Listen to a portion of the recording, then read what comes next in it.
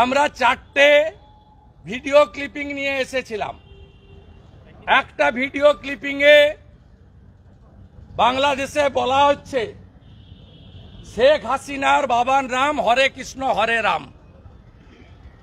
হরে কৃষ্ণ হরে রাম মন্ত্র হিন্দুদের কাছে সঞ্জীবনী মন্ত্র। প্রভু শ্রী চৈতন্যদেব, শ্রীলা প্রভুপদ, ঠাকুর হরিচাঁদ ঠাকুর, ঠাকুর গুরুচাঁদ ঠাকুর এবং যত মত তত পথের প্রবক্তা ঠাকুর শ্রী শ্রী রামকৃষ্ণ দেব, তারা এই নাম জপের মধ্য দিয়ে আমাদের লুক্কায়িত আধ্যাত্মিক চেতনাকে জাগ্রত করেছেন। বাংলাদেশের অভ্যন্তরীণ বিষয়ে আমাদের কোনো বক্তব্য নেই,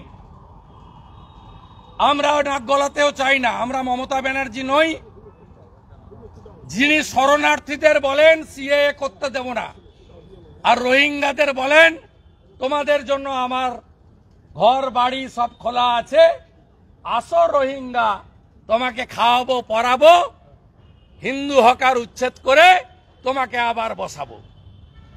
আমরা সবে থাকি না। আমরা দ্বিতীয় স্লোগান বলেছি, বাংলাদেশের ঢাকা সহ বিভিন্ন শহরে দোকানে দোকানে ঢুকে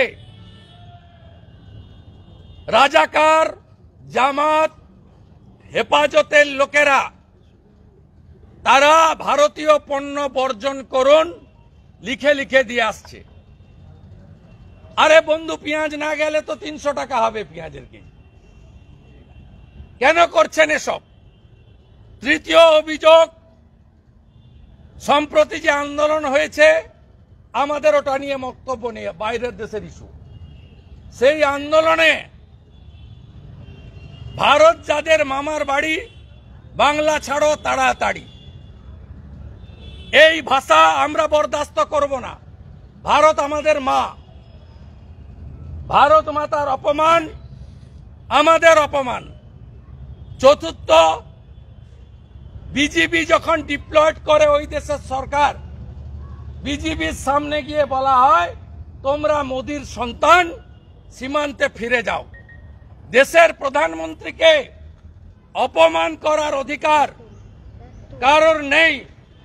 বিশ্বের সবচেয়ে জনপ্রিয় নেতার নাম নরেন্দ্র দামোদর দাস মোদী, যিনি তৃতীয়বার 293টা আসন নিয়ে ভারতবর্ষের তৃতীয়বারের জন্য শক্তিশালী প্রধানমন্ত্রী হয়েছেন। আমরা বলেছি সিডি দিয়ে গেলাম, চিহ্নিত করুন আর আইনের আওতায় আনুন। আমরা এই জিনিস বরদাস্ত করব না। আমরা বন্ধু রাষ্ট্র এবং আমরা জননেত্রী প্রধানমন্ত্রী শেখ হাসিনা, আমরা চাই ডেপুটি হাই কমিশনারের মাধ্যমে এই ধর্মীয় ভাবাবেগকে আঘাত দেওয়া, ভারত বিরোধী স্লোগান দেওয়া, ভারতের প্রধানমন্ত্রী নাম ধরে অসম্মান করা লোকদের চিহ্নিত করে আইনের আওতায় আনা হোক। শিয়া বাটার ও ভিটামিন ই সমৃদ্ধ lily glam beauty soap. Lily, always beautiful.